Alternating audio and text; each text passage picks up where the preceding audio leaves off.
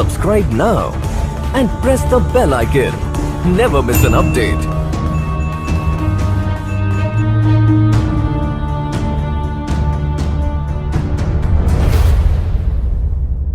Subscribe now and press the bell icon. Never miss an update. যুক্তির আতশ কাচ দিয়ে সবকিছুর বিশ্লেষণ সম্ভব নয়। ইন্দ্রিয় গ্রাহ্য জগৎ যেমন আছে তেমনি আছে অতীন্দ্রিয় জগৎ। সে জগতে সবকিছু বিচিত্র, সবকিছু যুক্তির মাধ্যমে যাচাই করা চলে না। এই অতি প্রাকৃত জগৎকে গায়ের জোরে অস্বীকার যারা করে তারা পৃথিবীর 12 আনা রহস্যের খোঁজ পায় না। অনেক সময় আমরা মনকে বোঝাই এসব চোখের ভুল, মনের ভুল, যা ঘটেছে নিছক কল্পনা অথবা মনের তৈরি মায়া। কিন্তু সঙ্গোপনে নিজের মনের মুখোমুখি যখন বসি তখন এসব অবজ্ঞা করা দুরূহ হয়ে ওঠে। ভনিতা ছেড়ে আসল ঘটনার কথা বলি। রায়পুর থেকে 36 মাইল পশ্চিমে আধা শহর, নাম খুরশিদগড়। আধা শহর বলছি এই জন্য, পাকা রাস্তা আছে, গোটা কয়েক অফিস, একটা পেট্রোল পাম্প, মোটরের কারখানা। পাকা রাস্তার পরিধি পার হলেই নিবিড় জঙ্গল, ছোট ছোট টিলা, কিছুটা অঞ্চল সংরক্ষিত সরকারি বন বিভাগের। প্রথম এসেছিলাম বছর 10 আগে এক টিম্বার কোম্পানির প্রতিনিধি হিসেবে। কাজ বিশেষ কিছু নয়, জঙ্গল থেকে কাটা কাঠের হিসেব রাখতে হতো। 2 জন কর্মচারী, মাসান্তে তাদের মাইনে দেওয়া। অবসর সময় শিকার। শিকারের হাতে খড়ি হয়েছিল উড়িষ্যার জঙ্গলে। বাবা সেখানে বন বিভাগে ছিলেন, জরিপের কাজে। তিনি হাতে করে শিকার শিখিয়েছিলেন। প্রথমে সাম্বার, অ্যান্টিলোপ, তারপর বন্য বরাহ, শেষকালে লেপার্ড। নিজের দক্ষতার ওপর বেশ আস্থা হয়েছিল। এদিক ওদিক থেকে শিকারের জন্য ডাকও আসত। তারপর খুরশিদগড়ে আবার যখন এলাম তখন আমার পদোন্নতি হয়েছে। এক বিশ্বজোড়া পেট্রোল কোম্পানির আমি ভ্রাম্যমান পরিদর্শক। বড় শহর বদলায়, তার রাস্তাঘাট, বাড়ি বাগান কয়েক বছর অন্তর নতুন রূপ পাল্টায়। কিন্তু খুরশিদগড়ের মতন আধা শহর শতাব্দীর পর শতাব্দী একরকম থাকে। পুরনো বাসিন্দারা এসে ঘিরে ধরল, কুশল প্রশ্ন, নিমন্ত্রণের হিড়িক, অনেক রাত পর্যন্ত গল্পগুজব। আড্ডা ভাঙবার মুখে আদিবাসীর দল এসে দাঁড়ালো। খালি গা, পরনে নেংটি, চুলে পালক গোঁজা, কারো কারো হাতে টাঙ্গি আর বর্ষা। এদের বাস জঙ্গলের মধ্যে ঝর্ণার ধারে। রাস্তা তৈরির কাজ করে, মেয়ে পুরুষ দুজনেই। সারা বছর এই কাজ থাকে না, বিশেষ করে বর্ষাকালে। তখন এরা জঙ্গল সাফ করে, চাষবাস করে, হরিণ কিংবা পাখি শিকার করে আগুনে ঝলসে খায়। বাবু, তুই এসেছিস, এবার বাঁচা। মনে হলো চেনা লোক। 10 বছর আগে আমাকে দেখেছে। মুখ তুলে দেখলাম, ঠিক তাই, মোড়ল কথা বলছে। চুলে পাক ধরেছে, কিন্তু পেশি এখনো সতেজ, টান টান চেহারা। আগের বার বাঁচিয়েছিলি। এর আগে একবার চিতার উপদ্রব হয়েছিল। এদের ছাগল মুরগি তুলে নিয়ে যেত। একবার উঠোনে তেল মাখিয়ে একটা বাচ্চাকে রোদে শুইয়ে রেখেছিল। দিন দুপুরে চিতা ঝাঁপিয়ে পড়ে তাকে নিয়ে উধাও। এক বুড়ো কাছে বসে পাহারা দিচ্ছিল। সে মুহূর্তের জন্য দেখল একটা হলুদ ঝিলিক উঠোনের উপর পড়েই আবার মিলিয়ে গেল। সেই সময় এরা দল বেঁধে এসেছিল। বাবু, তোর বন্দুক নিয়ে একবার চল, আমাদের সর্বনাশ হয়ে যাচ্ছে। গিয়েছিলাম। চিতা শিকার সহজ নয়। বন্দুক হাতে সব সময় সজাগ থাকতে হয়। চিতার থাবার তলায় ডানলোপিলোর প্যাডিং, পাশ দিয়ে গেলেও শব্দ পাওয়া যায় না। তাছাড়া এরা গাছে উঠতেও দক্ষ। যে গাছের তলায় শিকারী বন্দুক নিয়ে তৈরি হয়ে আছে, চিতা হয়তো ওত পেতে রয়েছে সেই গাছেরই ডালে। সুযোগ বুঝে শিকারীর ওপর ঝাঁপিয়ে পড়বে। প্রথমত একটা কিল রাখা হলো। ঝর্ণার ধারে একটা ঝোপের পাশে মরা মোরগ। আমি কাছেই একটা গাছের ডালে বসে রইলাম।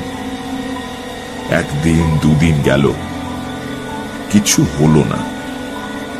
অথচ ঝোপের মধ্যে চিতার ল্যাজ আছড়ানো শব্দ কানে এলো।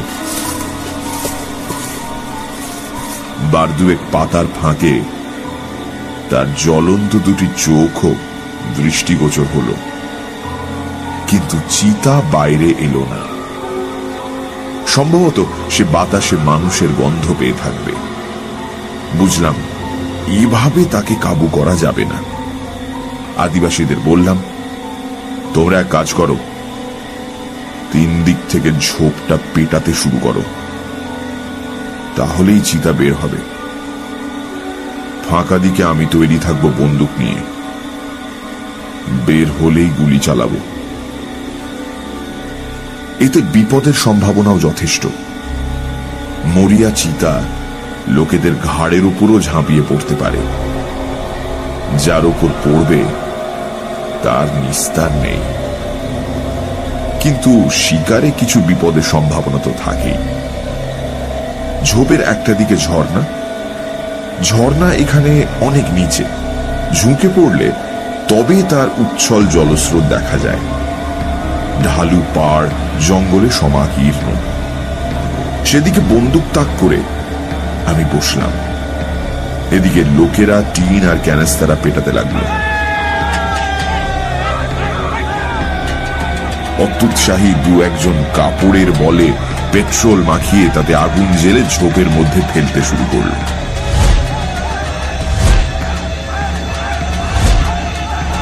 কাজ হলো। ঝোপের আড়াল থেকে চিতার ক্রুদ্ধ গর্জন শোনা গেল। প্রায় ঘন্টা কয়েক পর ঝোপের মধ্যে একটা তীব্র আলোড়ন। চিতাটা লাফিয়ে শূন্যে উঠল। পরিষ্কার দিনের আলো, আকাশে ছিটে ফোটাও মেঘ নেই। হলুদ রঙের একটা বলের আকার। চিতা নিজের শরীরটা গুটিয়ে নিয়েছে। কাছের মার্বেলের মতো জ্বলছে দুটো চোখ। বড় বড় দাঁতের ফাঁক দিয়ে লাল টকটকে জিভটা বেরিয়ে পড়ছে। প্রায় সঙ্গে সঙ্গে গুলি করলাম, পরপর দুটো। প্রথমটা পেছনের পায়ের উপর লাগলো, আর দ্বিতীয়টা চোয়ালে।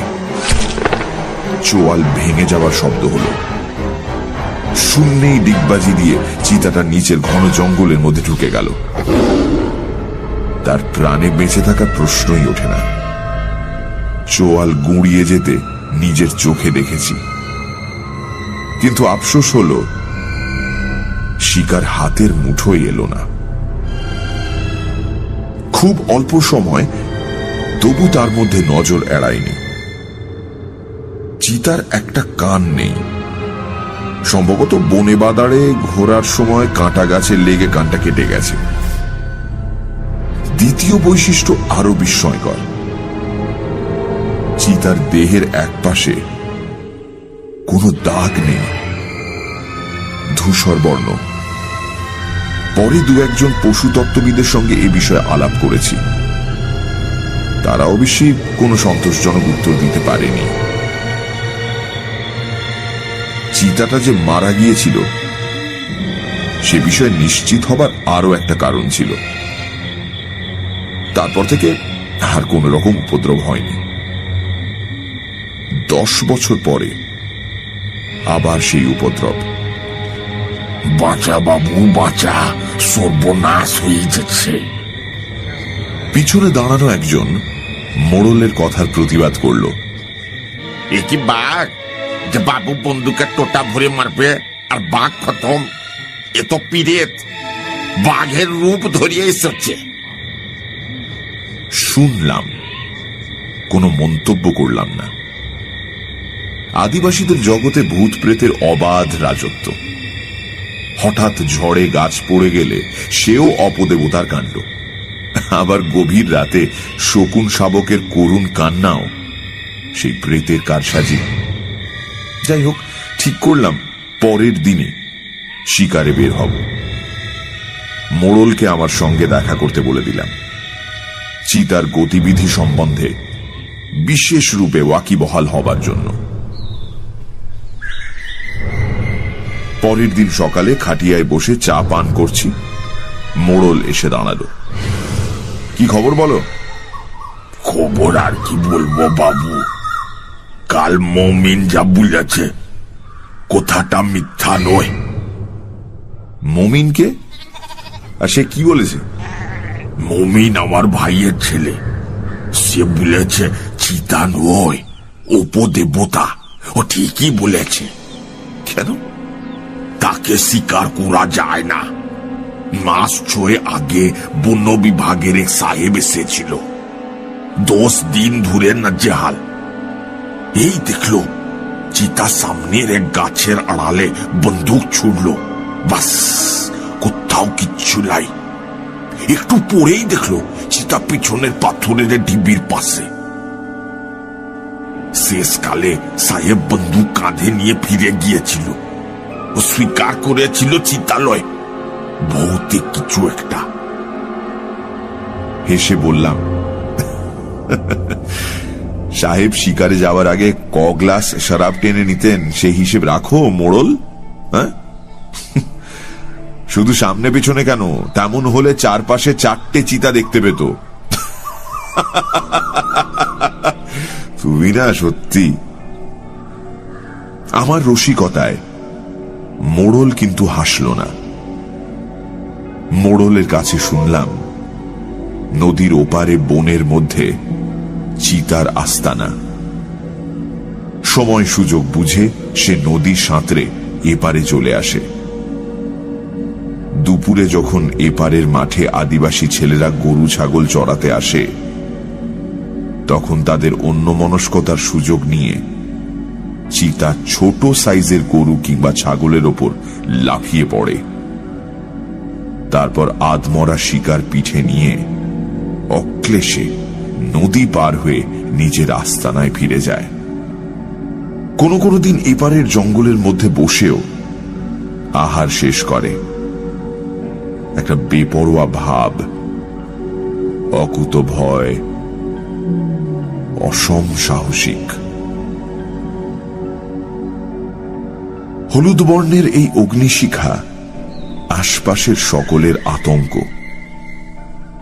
আমি বললাম, ঠিক আছে, আজ দুপুরবেলা গাছের ডালে বন্দুক নিয়ে অপেক্ষা করব, ঠিক গোচারণ ভূমির পাশে। হয়তো কয়েকদিন অপেক্ষা করতে হবে, কিন্তু এই ছাড়া তো আর পথ দেখছি না। খাওয়া দাওয়ার পর খাকি শার্ট আর হাফ প্যান্ট পরে তৈরি হচ্ছি, এলো গোকুল প্রসাদ। আমি যে পেট্রোল কোম্পানির প্রতিনিধি, গোকুল প্রসাদ সেই কোম্পানির এখানকার ডিস্ট্রিবিউটর। আমাকে দেখে বলল, একে রণসাজে কোথায়? অবশ্য কিপাং নদীর ধারে হরিয়াল আর তিতিরের ঝাঁক নামে এই সময়। পাখি নয় গোকুল, চিতা শিকারে। দৃশ্যত গোকুল প্রসাদের মুখের রং বদলালো। সে গলার স্বর খানিক নামিয়ে নিয়ে বলল, জঙ্গলে যে চিতা অত্যাচার করছে সেটা নাকি? হ্যাঁ, আদিবাসীদের দল এসেছিল, সেই চিতার কথাই বলল। সর্বনাশ, ওই কাজ করবেন না। গোকুল প্রসাদের কণ্ঠে আতঙ্কের স্পর্শ। কেন? ওটা চিতা নয়, অশরীরী কিছু। জোরে হেসে উঠলাম। জানতাম গোকুল প্রসাদ কখনো নেশা ভাঙ করে না, জীবনে বিড়ি সিগারেটও খায়নি। কাজেই নেশার ঘোরে কিছু দেখবে এমন সম্ভাবনা কম। তবে গোকুল প্রসাদের সঙ্গে দেখা হয়েছিল বছরখানেক আগে। তখনও পর্যন্ত সে অকলঙ্ক চরিত্র ছিল। বছর খানেকের মধ্যে যদি নেশার দাস হয়ে থাকে তো বলতে পারবো না। তাই প্রশ্ন করলাম, কি ব্যাপার বলতো? গোকুল প্রসাদ খাটিয়ার ওপর চেপে বসল। দিন 15 আগে আমি রায়পুর থেকে ফিরছিলাম, চাচার বাড়ি থেকে। বের হতে দেরি হয়ে গেল, মাঝপথে সন্ধ্যা নামলো। আমি গাড়ি চালিয়ে আসছিলাম, জঙ্গলের পাশের রাস্তায় এসেছি। দেখি ঝোপের ধারে একটা চিতা বসে বসে নিজের পায়ের থাবা চাটছে। মোটরের হেডলাইটে তার দুটো চোখ সবুজ মার্বেলের মতন জ্বলে উঠল। আমি একটু ভয়ই পেয়েছিলাম, সঙ্গে কোনো হাতিয়ার নেই। চিতা যদি মোটরের উপর ঝাঁপিয়ে পড়ে তাহলে তো বিপদ। মরিয়া হয়ে অ্যাক্সিলারেটরে চাপ দিলাম। স্পিডোমিটারের কাঁটা থরথর করে কাঁপতে লাগলো। মোটর বাতাসের বেগে উড়ে চলে গেল। মাইল 2 গিয়ে মোটরের গতি কমালাম। বাঁক ঘুরতে এক দৃশ্য, ঝোপের কাছে বসে চিতাটা থাবার চাটছে। আমি হেসে অভয় দিলাম। তোমার কি ধারণা এত বড় জঙ্গলে চিতা মাত্র একটি, আর নেই? গোকুল প্রসাদ মানতে চাইল না। কিন্তু এটা এক চিতা, সে বিষয়ে আমার কোনো সন্দেহ নেই। এক সাইজ, এক বসার ভঙ্গি, পরপর 4 বার এক দৃশ্য দেখলাম। আমি আর কিছু বললাম না। এদেশে সিদ্ধি পান নেশার মধ্যে পরিগণিত হয় না। খুব সম্ভব চাচার বাড়িতে গোকুল প্রসাদ সিদ্ধির শরবত পান করে থাকবে।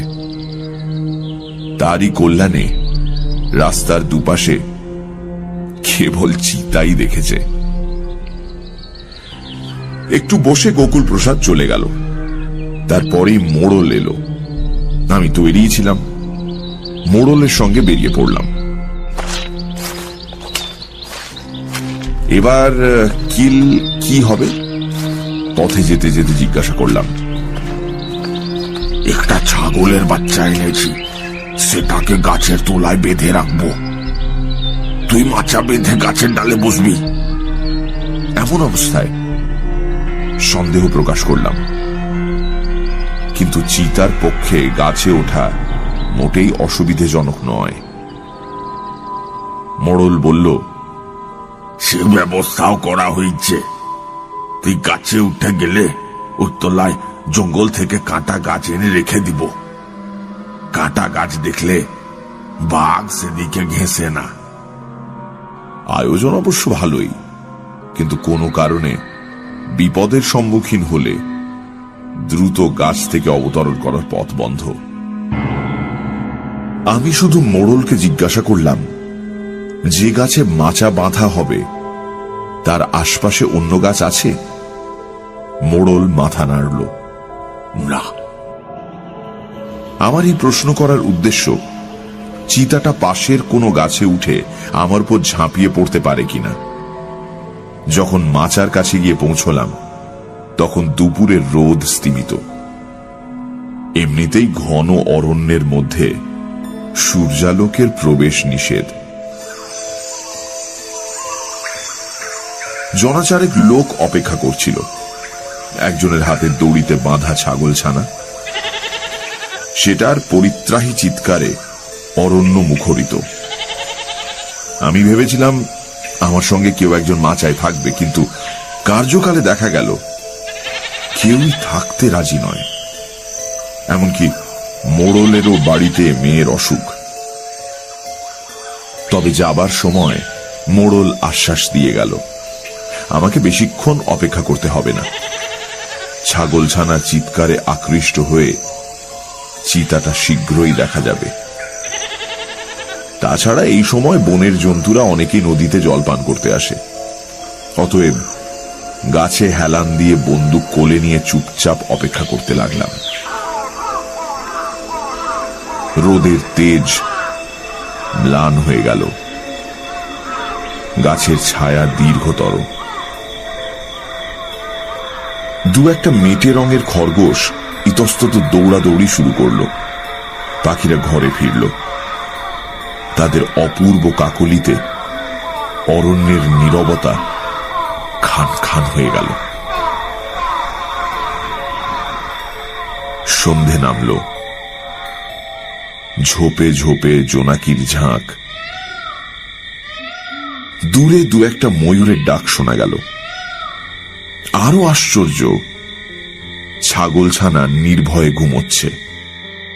কোনো দিক থেকে কোনো উপদ্রব হতে পারে এমন চিন্তা তার নেই। কাগজে মোড়া খাবার আর ফ্লাস্ক থেকে জল পান করলাম। বুঝতে পারলাম সারাটা রাত এইরকম ত্রিশঙ্কুর মতো কাটাতে হবে। এই সময় গাছ থেকে নেমে ফেরার চেষ্টা বাতুলতা। একটু বোধহয় ঘুমিয়ে পড়েছিলাম। নিশাচর পাখির কর্কশ কণ্ঠস্বরে ঘুমটা ভেঙে গেল। ছাগলছানা তখনও অঘোরে ঘুমোচ্ছে। ঝোপের পাশে দুটি জ্বলন্ত দৃষ্টি। বুঝতে পারলাম চিতা ঝোপের মধ্যে অপেক্ষা করছে। সুযোগ বুঝে শিকারের ওপর ঝাঁপিয়ে পড়বে। এখন আর অন্ধকার নেই। চাঁদের অমল জ্যোৎস্নায় বনভূমি যেন স্নান করে উঠেছে। আমি যেদিকে বসে আছি সেদিকটা অন্ধকার, ঘন পাতার রাশির জন্য। কিন্তু গোচারণ ভূমি, নদীর পাড়, ছোট ছোট ঝোপ সব দুধ সাদা। ঝোপটা নড়ে উঠল। আমি বন্দুক নিয়ে তৈরি ছিলাম। চিতা অত্যন্ত সাবধানে ঝোপ থেকে বাইরে এসে দাঁড়ালো। চিতাটা পরিষ্কার দেখা যাচ্ছে। কোথাও একটুও অন্ধকার নেই। আমি এক ঝলক দেখেই চমকে উঠলাম। একটা কান কাটা, শরীরের একদিকে কোনো দাগ নেই, ধূসর বর্ণ। তার মানে বছর 10 আগে যে চিতাকে গুলি করে হত্যা করেছিলাম, পরলোক থেকে সেই চিতা ফিরে এসে আমার সামনে দাঁড়িয়েছে। অবশ্য মুহূর্তের জন্য এমন একটা চিন্তা আমার মনকে আচ্ছন্ন করেছিল। তারপরই মনকে বোঝাতে শুরু করলাম, যুক্তি দিয়ে, বুদ্ধি দিয়ে।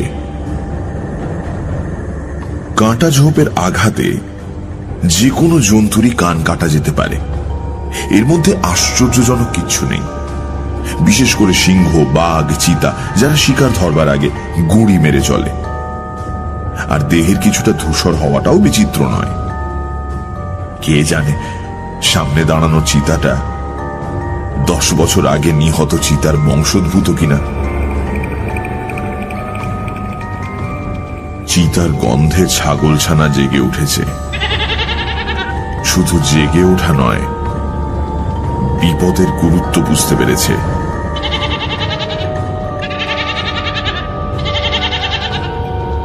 তার উচ্চস্বরে চিৎকার করছে আর দড়ি ছেঁড়ার চেষ্টা করছে। আশ্চর্য, চিতার লক্ষ্য কিন্তু ছাগলছানা নয়। সে এক দৃষ্টে আমার দিকে দেখছে। দুটি চোখে প্রতিহিংসা বিচ্ছুরিত। একটু চিন্তায় পড়লাম। কিছু বলা যায় না। যে ডালে আমি বসে আছি সেটা এমন কিছু উঁচুতে নয়। 2-1 বার চেষ্টা করলে নাগাল পেয়ে যেতে পারে। তারপর দুজনে জড়াজড়ি করে কাঁটার স্তূপের উপর পড়ব। বন্দুক ঠিক করে বসে রইলাম। চিতা শূন্যে লাফ দিলেই ট্রিগার টিপব। দোনলা বন্দুক, প্রয়োজন হলে দ্বিতীয় গুলিও ছুঁড়তে হবে। ঠিক তাই, চিতাটা নিচু হয়ে মাটির সঙ্গে নিজেকে প্রায় মিশিয়ে নিল। প্রবল বেগে ল্যাজটা আছড়াচ্ছে। ল্যাজের ঝাপটায় শুকনো পাতার স্তূপ ইতস্তত উঠতে লাগলো, দৃষ্টি কিন্তু এখন আমার দিকে। কয়েক মুহূর্ত, তারপরই চিতা লাফ দিল, আর সঙ্গে সঙ্গে গুলি ছুঁড়লাম। ঠিক পাঁজরে গিয়ে লাগলো। শূন্যে মুখ বিকৃত করে চিতাটা পাক দিয়ে সশব্দে মাটির উপর পড়ল। চার পা প্রসারিত করে মরণ যন্ত্রণায় সমস্ত শরীরটা বার কয়েক কুঞ্চিত করল।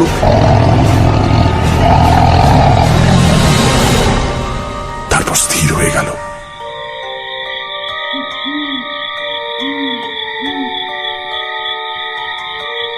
এখন গাছ থেকে নামাটা বিপজ্জনক। তাছাড়া আমার নামার উপায়ও ছিল না। গাছের তলায় কাঁটার স্তূপ। অনেক শিকার কাহিনীতে পড়েছি, বাঘ নিজে নিস্তেজ হয়ে পড়ে থাকে, মৃতের ভান করে। উৎফুল্ল শিকারী কাছে গেলে তার প্রচন্ড থাবার আঘাতে কিংবা দংশনে প্রাণ হারায়। ঠিক করলাম সারাটা রাত গাছের ওপরই থাকব। যা কিছু করার ভোরের আলো ফোটার পরই করা উচিত। কোমরের বেল্ট খুলে নিজেকে গাছের ডালের সঙ্গে শক্ত করে বাঁধলাম। ঘুমের ঘোরে ছিটকে নিচে পড়ে যাওয়া বিচিত্র নয়। নির্মেঘ আকাশ, সবকিছু দিনের মতো পরিষ্কার। চিতার দিকে দেখতে দেখতে চমকে উঠলাম। স্পষ্ট দেখেছিলাম আমার গুলি তার পাঁজর বিদ্ধ করেছিল, কিন্তু চোয়াল বেয়ে টাটকা রক্তের স্রোত গড়িয়ে পড়ছে। 10 বছর আগে ঠিক যেখানে গুলি লেগেছিল। পাঁজর আর চোয়ালের দূরত্ব অনেকটা। গুলি পিছলে চোয়ালে লাগবে তা সম্ভব নয়। আশ্চর্য কাণ্ড। এই প্রথম শরীরে একটা শিহরণ অনুভব করলাম। অরণ্যে অন্য সব শব্দ জাদু মন্ত্রে যেন থেমে গেল, এমনকি ঝিঁঝির ডাকও। একসময় ঘুমিয়ে পড়েছিলাম। যখন ঘুম ভাঙল তখন ভোর হয়ে গেছে।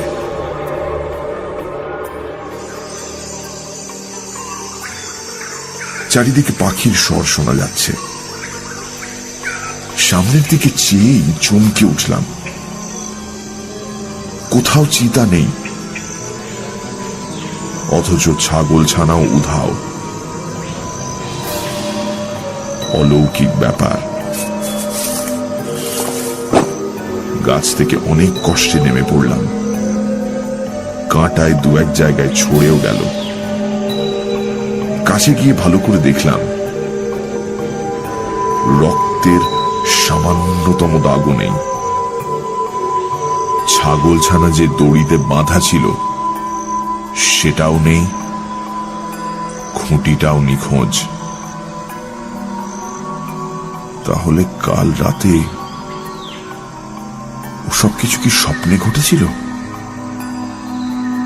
তা কি সম্ভব? নিজের বন্দুক পরীক্ষা করে দেখলাম, দুটো গুলি রয়েছে। গুলি ছোঁড়া হয়েছিল তার কোনো প্রমাণ নেই। একটু পরেই আদিবাসীরা এসে জড়ো হবে, কি বলবো তাদের? আমার কাহিনী তাদের চিতা সম্বন্ধে অলৌকিকত্বই প্রমাণ করবে। ছাগল ছানাটাও তাই। তার মানে চিতা এসেছিল। আমার পরাজয়ের কাহিনী আদিবাসীদের কাছে রটে যাওয়ার চেয়ে নিঃশব্দে আত্মগোপন করাই বুদ্ধিমানের কাজ।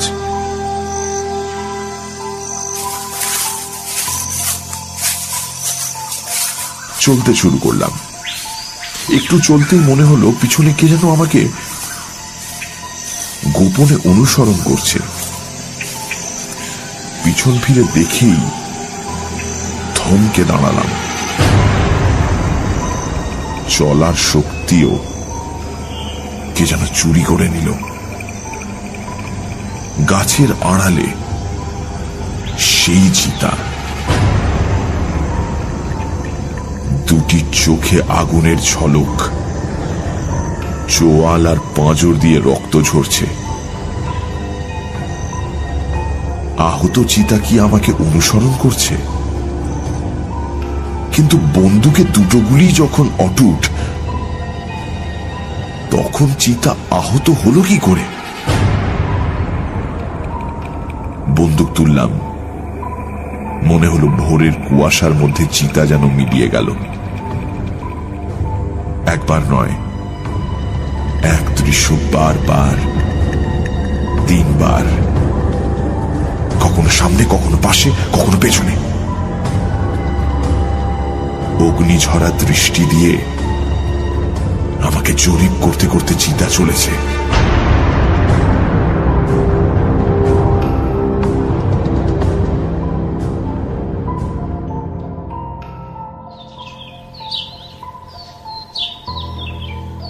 তারপর অনেক দিন কেটে গেছে, বয়স হয়েছে, শিকার করার শক্তি আর নেশা কোনোটাই নেই।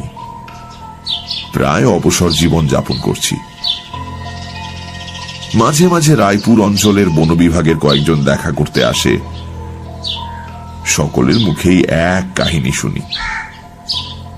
কাটা কান আর রক্তাক্ত দেহ নিয়ে যে চিতাকে প্রায়ই রাতের অন্ধকারে দেখা যায়, তাকে বধ করা কোনো শিকারীর পক্ষেই সম্ভব হয়নি। সকলেই বাধ্য হয়ে স্বীকার করেছে ওটা সাধারণ চিতা নয়, হয়তো চিতাই নয়, চিতার প্রেতাত্মা। আমারও তাই মত। কিন্তু আমার যুক্তিবাদী বন্ধুরা, যারা সবকিছু বিজ্ঞানের কোষ্টি পাথরে যাচাই করে নিতে চান, তাদের আমি কি করে বোঝাবো? অতীন্দ্রিয় জগতের রহস্য যুক্তি নির্ভর নয়, বিশ্বাস নির্ভর।